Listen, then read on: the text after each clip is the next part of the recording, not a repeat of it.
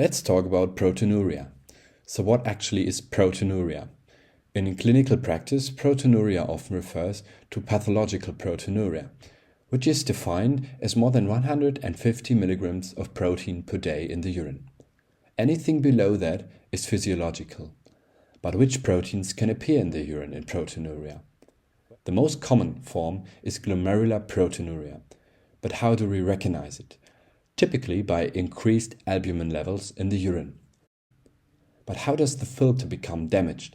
So much that albumin enters the nephron. We distinguish chronic from acute causes. The most common chronic cause is long-standing diabetes mellitus.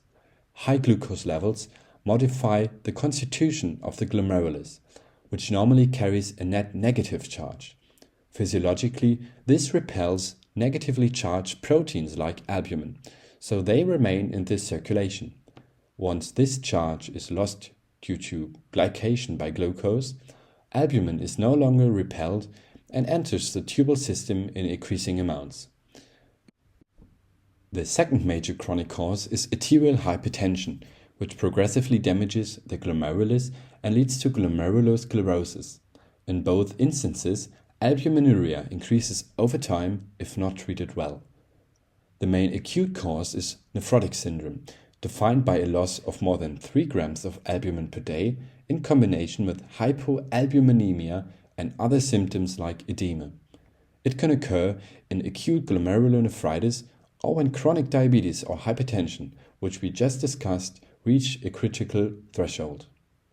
As glomerular injury worsens, even larger proteins such as IgG also pass the filter.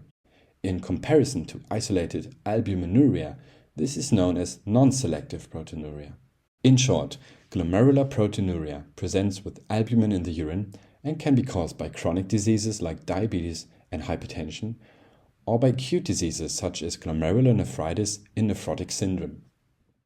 Now let's move to the next renal form, tubular proteinuria. Here the glomerulus is working normally. The problem lies in the tubal cells. Tubular proteinuria is almost always acute and results from acute tubular necrosis. Normally, tubular epithelial cells reabsorb small proteins that easily pass through the glomerulus, such as alpha-1 microglobulin. Under physiological conditions, these proteins are reabsorbed almost completely. When the tubal cells are damaged, they cannot do this anymore, and these proteins show up in the urine. But what damages tubal cells? The first major cause is toxicity from medications, and especially antibiotics like aminoglycosides, which become highly concentrated along the nephron and exceed toxic thresholds. The second major cause is sepsis or shock. Tubal cells already receive low perfusion under normal conditions to maintain the corticomedullary gradient, which is essential for the kidney to concentrate urine. But in shock, perfusion drops even further, leading to hypoxia and cell death. The third cause is pyelonephritis, usually due to an ascending urinary tract infection.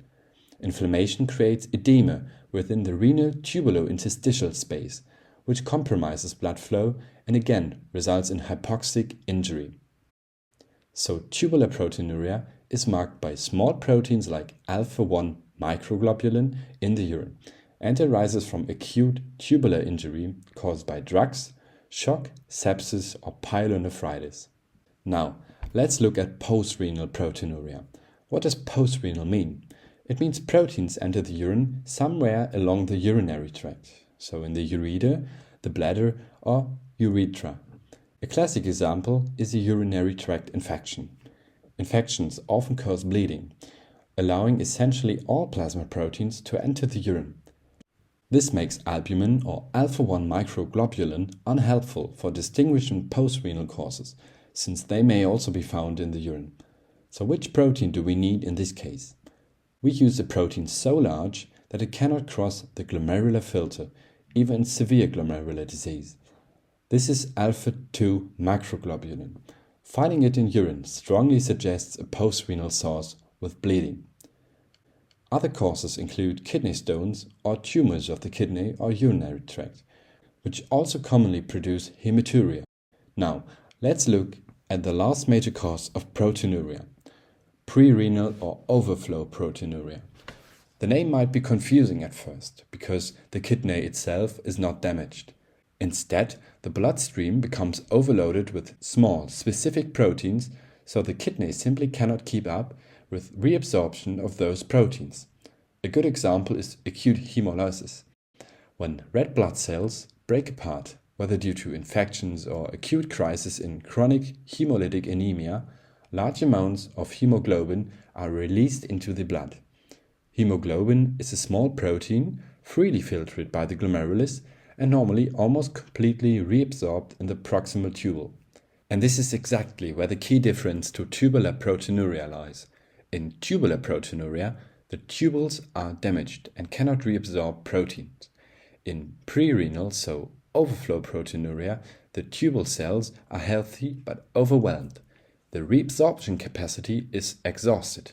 So in hemolysis, the hemoglobin load becomes so high that even though the tubules are intact, they cannot reclaim the excess and hemoglobin appears in great amount in the urine. The same mechanism occurs in rhabdomyolysis, where injured muscle tissue releases massive amounts of a similar protein, myoglobin. In multiple myeloma, another classic example, malignant plasma cells produce enormous amounts of antibody fragments, so-called light chains, also known as paraproteins. Those proteins are actually unfinished immunoglobulins, also known as antibodies. In all of these cases, the kidneys are essentially normal. The problem is the extreme protein load that overflows a functioning system. Finally, let's bring everything together. Proteinuria can originate from glomerular, tubular, post-renal or pre-renal mechanisms. It can appear quite acutely and be life-threatening, but it also is a sign of chronic diseases. Albumin reflects glomerular damage and IgG signals more advanced glomerular injury. Alpha-1 microglobulin points toward tubular dysfunction. Alpha-2 macroglobulin suggests a post-renal source with bleeding like in urinary tract infection. Hemoglobin, myoglobin or light chains appear when the bloodstream is overloaded and are considered pre-renal causes. When arranged by size, it becomes clear which proteins usually can and cannot pass the glomerular filter under normal conditions. Alright, thank you so much for watching and I hope this video was helpful. If you enjoyed it, I'd really appreciate a subscription to our channel and a comment. Feel free to share your feedback or any questions you have. See you next time.